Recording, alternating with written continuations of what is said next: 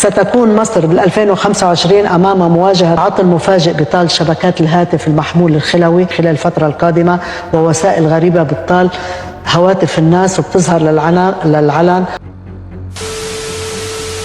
ركز معايا وخلي عندك دماغ.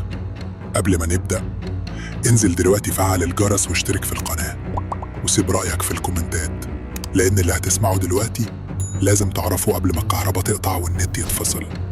ستكون مصر بال2025 أمام مواجهة عطل مفاجئ بطال شبكات الهاتف المحمول الخلوي خلال الفترة القادمة، ووسائل غريبة بتطال هواتف الناس وبتظهر للعلن.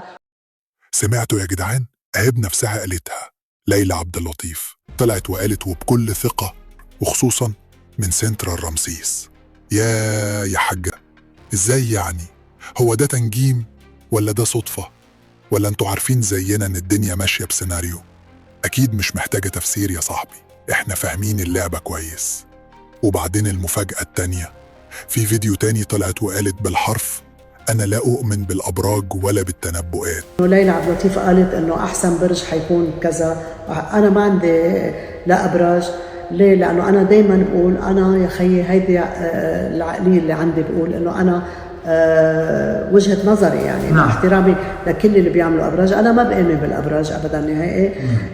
لأنه لما أنا بقول لك إنه برج الجدي هي سنته وحيكون كذا وحيكون كذا وحيكون كذا وحيكون كذا. يعني إزاي؟ طيب يا حاجة، وانت طالعة كل شوية تقول لي أنا شايفة وأنا حاسة وأنا بتوقع، أمال اللي بتقوليه ده اسمه إيه؟ حد يقول لي؟ ولا الورقة اللي ماسكاها دي فيها ولا فيها الأوامر؟ الناس بقت صاحية يا جدعان، كل حاجة بقت بتتقال ومش من أي حد، لأ، من ناس محسوبة، ناس لما تقول كلمة ولما تتكرر في الواقع تبقى علامة مش مصادفة. طب ليه سنترال رمسيس بالذات؟ وليه الإنترنت؟ وليه في نفس التوقيت اللي بيحصل فيه انفجارات حرارية في الجو وحرايق في السنترالات؟ هو كله صدفة فعلا؟ ولا في حاجة ورا الستارة؟ يا جدعان، لو فاكر إن اللي بيحصل حوالينا عشوائي يبقى أنت لسه في أول السطر. إحنا في عصر التوجيه مش في عصر العفوية. كل كلمة مقصودة وكل توقع مدروس. وبعدين نقف لحظة كده، هي ليلى عبد اللطيف دي طلعت منين فجأة؟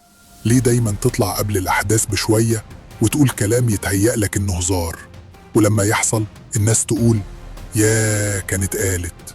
هو ده شغل مين؟ وليه دايما نفس النمط بيتكرر؟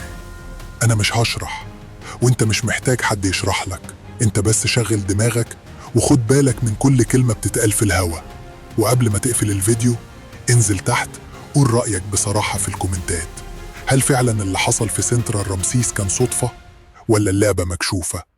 وهل فعلا هي مش مؤمنة بالتوقعات ولا هي بتنفذ اللي مكتوب؟ اشترك في القناة وفعل الجرس عشان الجاي أخطر. أهلا بيك في عالم هاروت.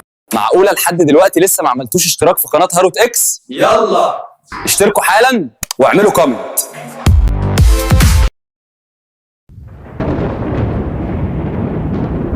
ما تنساش بقى يا نجم النجوم تعمل السبسكرايب وتعمل التعليق وتعمل اللايك الجميل. وانت يا نجمة نجوم الكوكب ما تنسانيش برضو عشان الحلقة الجاية ان شاء الله توصلكم بسرعة وهتبقى ضرب نار ان شاء الله. انتظرونا في الحلقات القادمة. سلام.